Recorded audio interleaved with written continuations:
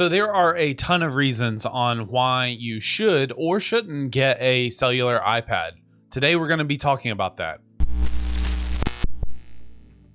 How's it going, guys? My name is Shayway and welcome to Shayway Tech, where we cover lots of stuff in the tech industry. Today we're going to be talking about cellular iPads and whether or not you should be purchasing one. It really comes down to just a couple of things, but first I want to make sure you guys understand what the purpose is of a cellular iPad. When you purchase a cellular iPad, you are not purchasing a iPad that can make phone calls, at least not natively. It does have a phone number designated to it by whatever carrier you are on, but it is only a phone number for data. There is no voice plan with it. What this means is that you have the ability to access data such as 4G, LTE, 5G, whatever you have that's capable underneath that plan, and it works just like your phone's data does. So that's something that you need to consider when you're purchasing a iPad with cellular service from Apple or from anyone else. You do have a monthly reoccurring fee for that cellular capability. Just because you purchase a cellular iPad does not mean that it will have cellular capabilities for free.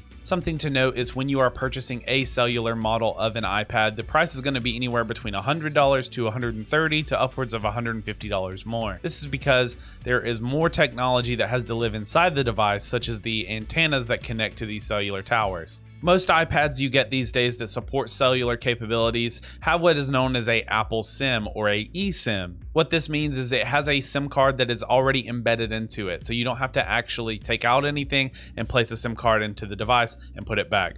Though most iPads do support this capability in case you decide you want to go the old school way and purchase a SIM card from a carrier and place it inside the device. Keep in mind that not all cellular networks are compatible with all cellular iPads. It's important that you check out Apple's website that I have dropped down below so you can see what models work with what carriers. This is very similar to a video I did earlier this year where I covered unlocked iPhones and how you need to make sure that you're purchasing an iPhone that's compatible with wherever you're going. These rules still apply with an iPad. It's super easy to add a cellular plan to an iPad once you have a cellular model iPad.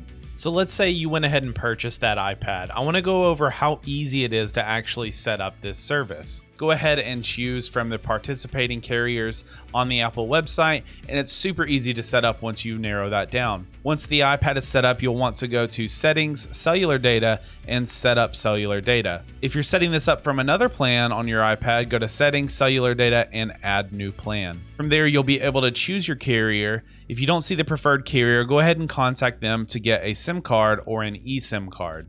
So once you choose your plan, go ahead and create an account or use an iPad to log into an existing plan and click confirm. Your plan should activate in the next few minutes. And that's it. It's super easy to get an iPad connected to cellular data once you decide that you need this cellular data and the plan you want. So now you know how it works and how to add a cellular plan once you get a cellular iPad.